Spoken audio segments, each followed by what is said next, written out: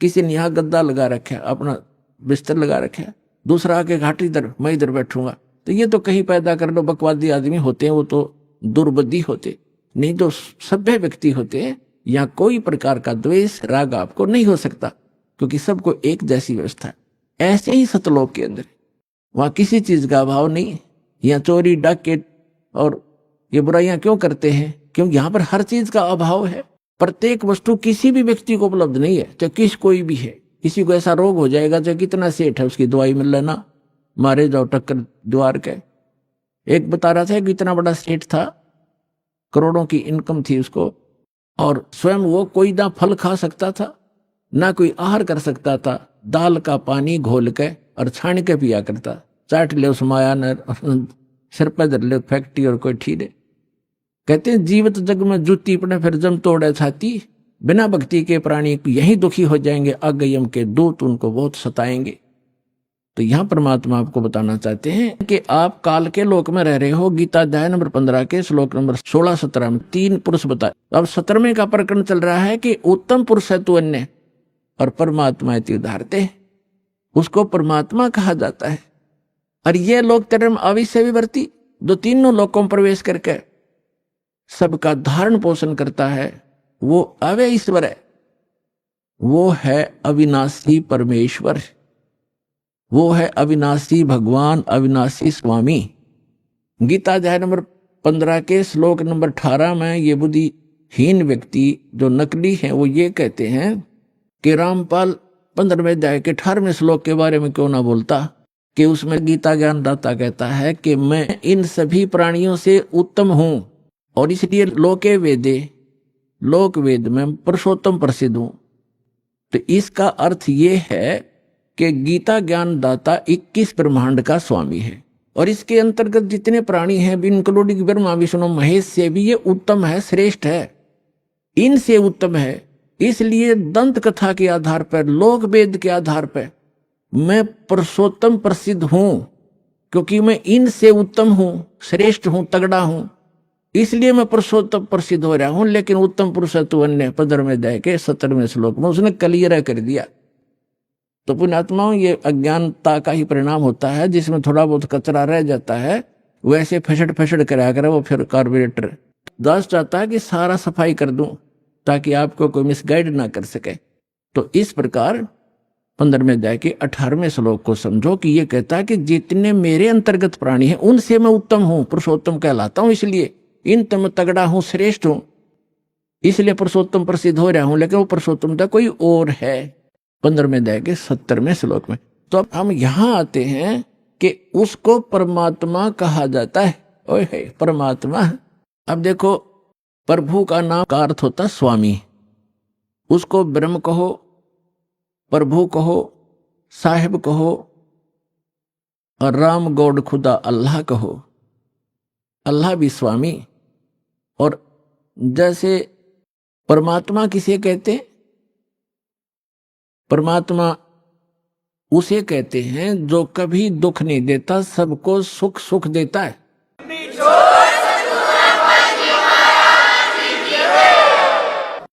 उत्तम पुरुष है तो अन्य परमात्मा इति उदाहरत है। ये लोक तरम अविश्य विवर्ती, अव्यय ईश्वर है।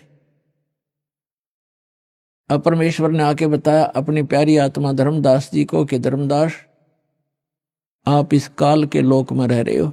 अब धर्मदास जी ने कहा कि प्रभु, आप जो कहते हैं सिरोधार्य है, लेकिन मेरे गले उतर नहीं रही ये बात कि हम गंदे लोक में रह रहे हैं, ये कसाई का लोक है। हे परमात्मा, देखो कैसी यहाँ पर फल फ्रूट हैं, कैसे बाग बगीचे बने हैं, झरने बह रहे हैं, गंगा जैसी दरिया बह रही है, और कितना दयालु है ये परमात्मा, कैसी ऋतु बनाई है, हवा चल रही है, और कितना अच्छा शुद्ध हवा दे रखी है, कितनी लंबी चौड़ी पृथ्वी है, कोई कहीं बैठो उठो लेटो किसी प्रकार, और कितनी सुविधा देता है ये। इसको कैसे हम मानने कि ये भगवान नहीं है? तब परमात्मा ने बताया कि पुण्यात्मा धर्मदास जी को कहा कि इस काल को एक श्राप लगा हुआ है कि 1 लाख मानव शरीरधारी प्राणियों को ये नित्य आहार करेगा और 1.25 लाख उत्पन्न करेगा मानव। यानी 25% एक्स्ट्रा ये उत्पन्न करेगा। इसने सतलोक में गलती की थी, जिस कारण इसको ये एक रोग लगा, श्राप लगा। और आप जी ने गलती की थी कि आप भगवान को छोड़कर इस पर आसक्त हुए थे, जिस कारण से आप इसके साथ यहां आ गए। आपके लिए ऑप्शन है वापस जाने का, आप वापस जा सकते हो, जैसे विधि मैं बताऊंगा इस साधना को करके। और ये इसलिए अब यहां प्रश्न एक और उठ जाता है भक्तों के मन में कि भगवान ने इसको श्राप नहीं देना चाहिए था। ये श्राप नहीं देते तो ये हमें नहीं खाता या नहीं रोक के रखता। आपको तो इसने रोक के रखना ही रखना था। और यदि परमात्मा इसको श्राप नहीं देते 1 लाख मानव शरीरधारी प्राणियों के आहार करने का, तो आपको ये कभी मानव शरीर नहीं देता, क्योंकि इसको ये डर बना रहता है कि मानव शरीर में इनको परमात्मा का ज्ञान हो सकता है, परमात्मा प्राप्ति हो सकती है।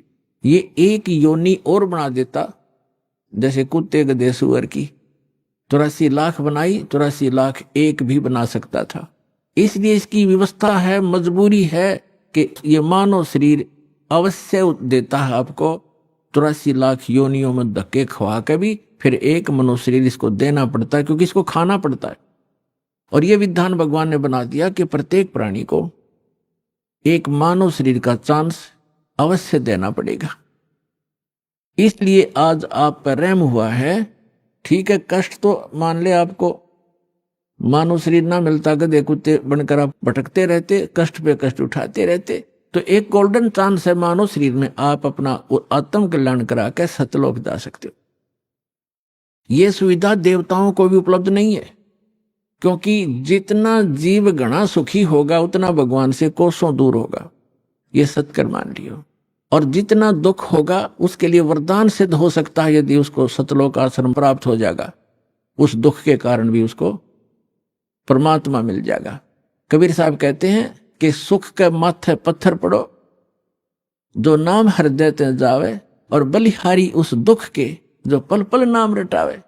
परमात्मा कहते हैं आग लगे से सुख का जो भगवान से दूर करे, भाड़ में जाओ कोठियर कार ये मंत्री पद, जिससे भगवान भूल जा। अरे भगवान ऐसा कष्ट दिए रखना, आपकी याद बनी रहे। तो पुण्यात्मा, आप बालक हो, अध्यात्म ज्ञान मिला नहीं। आमीन। जय बजरंग बली, जय गणेश जी के गीत गा के हम इनकी भी भक्ति सही नहीं कर पा रहे थे, गणेश जी की, शिव जी की, विष्णु जी, माताओं की। ये साधना भी इस दास के पास उपलब्ध है, जो ये आपको यथार्थ लाभ देंगे। इन मंत्रों के वश हैं ये, जो दास आपको देगा। इनके बस की बात नहीं है। इन मंत्रों के जाप से आप अपने आप ये अट्रैक्ट होते हैं। जैसे उदाहरण देते रहते हैं कि भैंसा होता है, भैंसे को भैंसा भैंसा करते रहो, कति ध्यान नहीं देगा। एक बार उसकी एक अलग से लैंग्वेज होती है, प्रत्येक क्षेत्र वाइज। उसको एक बार करते हुर्र तो तुरंत देखता है और बहुत सावधानी से तकता है किधर से आई आवाज। तो ये समझ लेना, ये जो दास आपको मंत्र देता है, इन भगवानों की पूजा नहीं है, इनसे लाभ लेने के ये विशेष मंत्र है, जिनके ये अट्रैक्ट होते हैं, विवश हैं, ये लाभ देते ही देते। इसके अतिरिक्त कोई मंत्र आप जाप करते रहो, आपको वो अध्यात्म लाभ नहीं मिलेगा, क्योंकि वो शास्त्र विधि त्याग कर मनमाना आचरण है। अभी आपने सुने संत रामपाल जी महाराज के मंगल प्रवचन। आइए अब सुनते हैं संत रामपाल जी महाराज से नाम दीक्षा लेकर सतभक्ति करके अद्भुत लाभ प्राप्त करने वाले अनुयायी के विचार। दर्शकों, मनुष्य अपने जीवन में सभी प्रकार की भक्ति साधनाएं करता है, लेकिन फिर भी वह परमात्मा से मिलने वाले वास्तविक सुखों से वंचित रह जाता है। दर्शकों, ऐसी ही कहानी थी उत्तर प्रदेश के रहने वाले राजीव जी की। राजीव जी पहले हिंदू धर्म में प्रचलित सभी प्रकार की भक्ति साधनाएं किया करते थे। वे मुख्य रूप से माता दुर्गा की भक्ति में लीन रहते थे और नियमित रूप से उपवास भी रखते थे। लेकिन इसके बावजूद भी ना तो इन्हें शारीरिक सुख प्राप्त हो रहा था और ना ही मानसिक शांति। लेकिन आज राजीव जी का कहना है कि जब से मैंने संत रामपाल जी महाराज से नाम दीक्षा ली है, तब से मेरा जीवन पूरी तरह से बदल गया है। जिन बीमारियों को डॉक्टरों ने लाइलाज बता दिया था, आज वो बीमारियां छूमंतर हो गई हैं। दर्शकों, आखिर संत रामपाल जी महाराज ने राजीव जी को ऐसी कौन सी जड़ी दे दी जो आज वो उनका गुणगान करते नहीं थक रहे हैं? क्या वाकई में संत रामपाल जी द्वारा दी गई भक्ति साधना में इतनी शक्ति है कि लाखों लोगों के असाध्य रोग ठीक हो रहे हैं? आइए जानते हैं इसकी सच्चाई क्या है। सुनते हैं राजीव जी की कहानी, उन्हीं की जुबानी। नमस्कार सर। नमस्कार सर। सर क्या नाम है आपका? राजीव दास। राजीव दास जी, आप कहाँ के रहने वाले हैं? जिला हरदोई, गांव अहिरोरी। सर संत रामपाल जी महाराज से नाम दीक्षा आपने कब ली? 18 तारीख चौथा महीना 2014। सर संत रामपाल जी महाराज से नाम दीक्षा लेने से पहले क्या आप कोई भक्ति साधनाएं भी करते थे? हाँ जी, भक्ति करते थे हम। जय दुर्गा जी की पूजा करते थे, नवरात्र व्रत रहते थे, दर्शनों पे जाते थे, तीर्थ पे। तो फिर क्या कारण बना कि आप संत रामपाल जी महाराज की शरण में आए?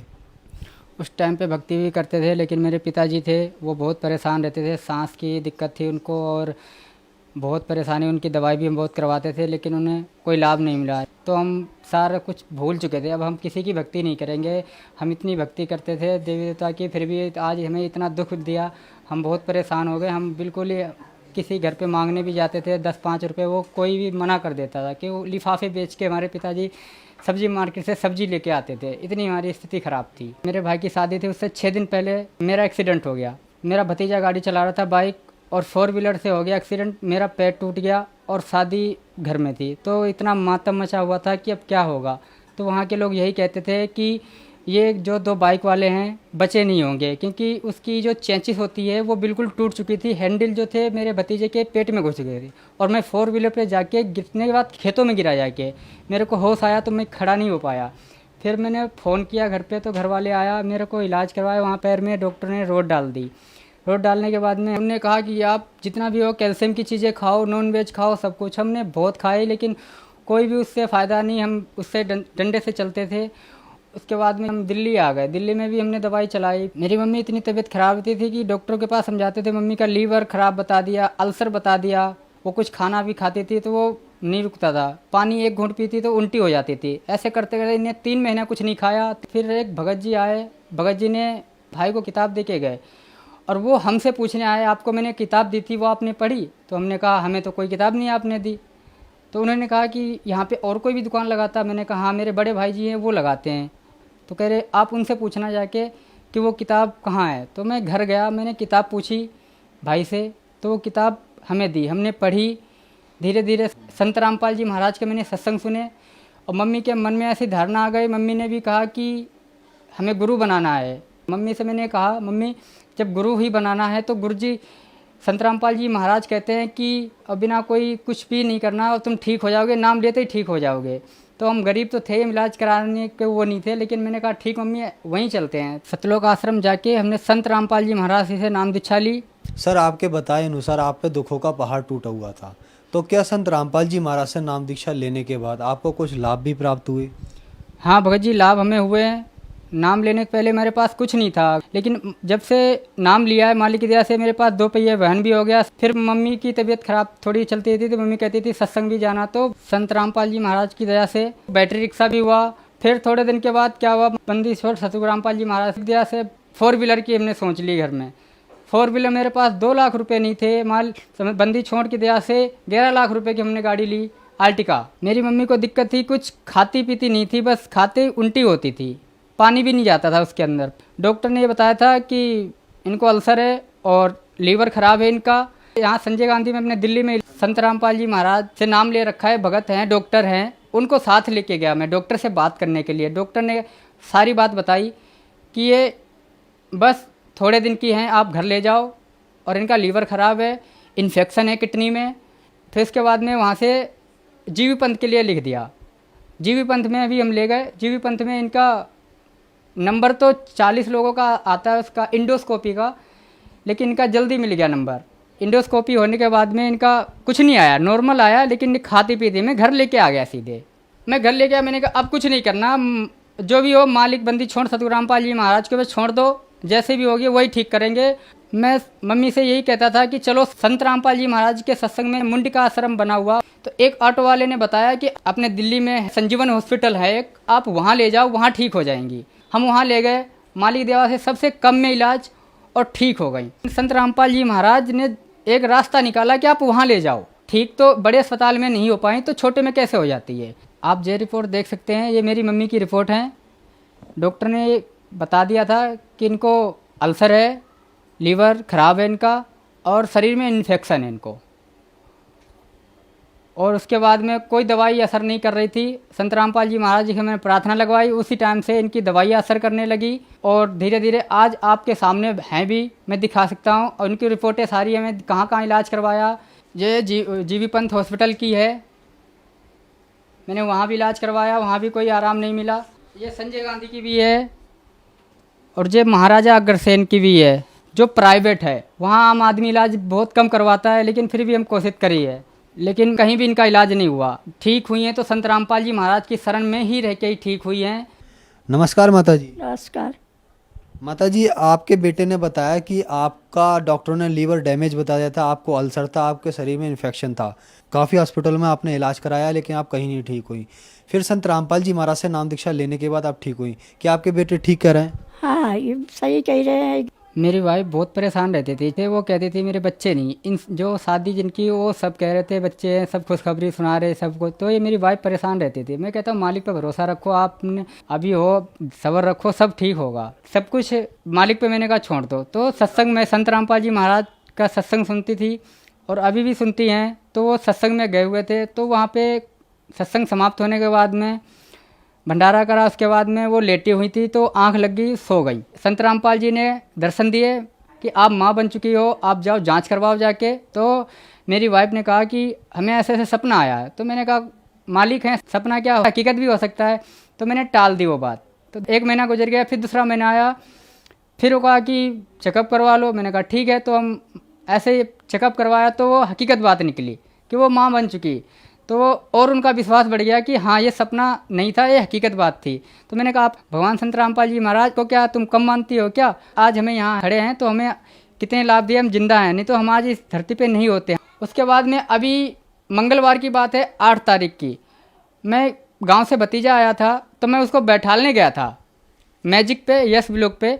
तो मैजिक वाले ने मेरे पैर पे पहिया चढ़ा दिया स्पीड से। उसको बैठाल के मैं उससे बात कर रहा था और वो पिछले पहिए की तरफ मेरा पैर था। तो मैं बात कर रहा था, उसने इतनी स्पीड से चालू करी, उसने पहिया निकाल दिया। अब मैं इस टाइम पर दर्द तो हुआ, लेकिन मैंने कहा आज मेरा पैर गया। मालिक की दया से मैंने उंगली चलाई तो ठीक, ऐसी कोई दिक्कत नहीं, अभी तक मैं ठीक हूँ। जब से मैंने नाम लिए हैं उस टाइम से गाड़ी भी है, 4 व्हीलर भी है और मकान भी नहीं था मेरे पास। तो मालिक की दया से मैंने ज़मीन ली, 4 लाख की ज़मीन ली और उसे आज 3 मंजिल अपने हरदोई में बनाया हुआ है, रामदेव चौराहे पे बना हुआ है मकान। सर, संत रामपाल जी महाराज से नाम दीक्षा लेने के बाद आपको बहुत सारे लाभ प्राप्त हुए। तो जो श्रद्धालु दर्शक आज आपको देख रहे हैं, आप उन्हें क्या कहना चाहेंगे? मैं उनसे यही कहता हूँ कि आप संत रामपाल जी महाराज की शरण में आओ। आपको जो बीमारियाँ हैं, आप भी जो परेशान रहते हो, आप भी सुखी होगे। चैनल पे सत्संग देखो 7:30 बजे और किताब ले जाओ ज्ञान गंगा, आप पढ़ो, आपको भी लाभ होंगे। धन्यवाद सर। सत्संग। संत रामपाल जी महाराज एक ऐसे महान संत जिन्होंने अपनी सतभक्ति, तत्व ज्ञान, करुणा और सेवा के बल पर समाज में नई मिसाल कायम की है। संत रामपाल जी महाराज की अगुवाई में उनके सभी सतलोक आश्रमों से समाज कल्याण के अद्भुत कार्यों ने समाज को सुनहरे भविष्य की एक नई उम्मीद दिखाई है। संत रामपाल जी महाराज से नाम दीक्षा लेने के बाद लाखों लोगों की लाइलाज बीमारियां जैसे कैंसर, एड्स आदि ठीक हुई। संत जी के ज्ञान से प्रेरित होकर उनके अनुयायियों ने लाखों यूनिट रक्तदान किया। संत जी ने लाखों बहन बेटियों का दहेज मुक्त विवाह करवाया।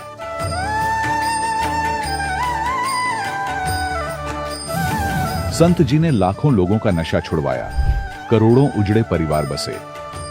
संत जी के आश्रमों में समागम के दौरान निःशुल्क नेत्र चिकित्सा, दंत चिकित्सा प्रदान की जाती है।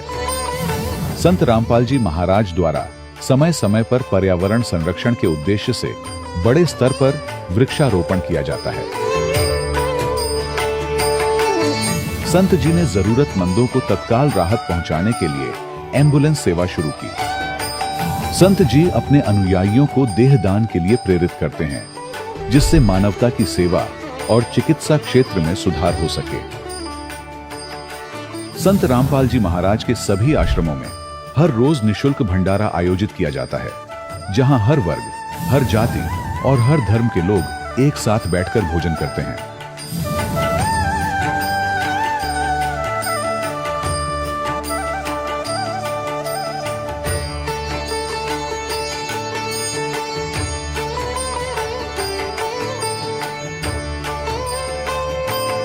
संत रामपाल जी महाराज के आश्रम में हजारों बुजुर्गों को सम्मान और प्यार के साथ जीवन जीने का अवसर मिलता है। उनके खाने, रहने और स्वास्थ्य की पूरी जिम्मेदारी संत रामपाल जी महाराज उठाते हैं। अनाथ बच्चों के लिए संत रामपाल जी महाराज के सभी आश्रम किसी वरदान से कम नहीं। यहाँ उन्हें शिक्षा, संस्कार और भविष्य के लिए बेहतर अवसर प्रदान किए जाते हैं। चाहे बाढ़ हो, भूकंप या महामारी, संत रामपाल जी महाराज और उनके अनुयायी हमेशा ही जरूरतमंदों के लिए सबसे आगे खड़े रहते हैं।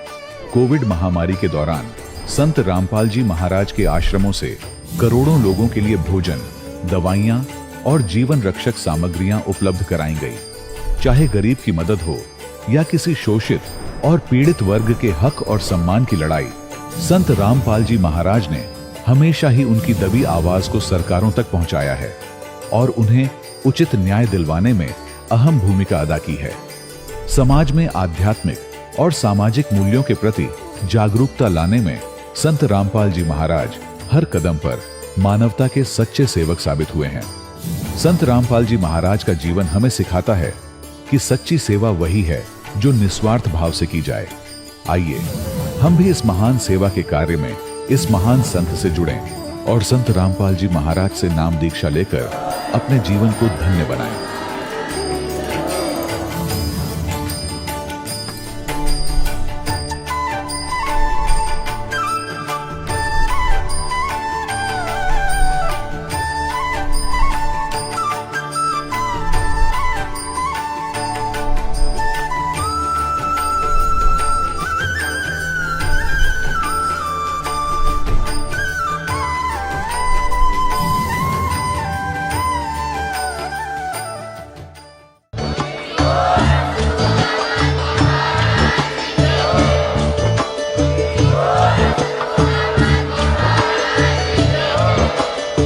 सुन रहे थे जगत गुरु तत्वदर्शी संत रामपाल जी महाराज जी के मंगल प्रवचन। अधिक जानकारी के लिए विजिट कीजिए हमारी वेबसाइट www.jagatgururampalji.org। संत रामपाल जी महाराज जी के शुभ आशीर्वाद से पूरे विश्व भर में 500 से भी ज्यादा नाम दीक्षा केंद्र हैं, जिन पर संत रामपाल जी महाराज जी द्वारा ऑनलाइन निशुल्क नाम दीक्षा दी जा रही है। अपने नजदीकी नाम दीक्षा केंद्र का पता करने के लिए संपर्क करें 8222880541।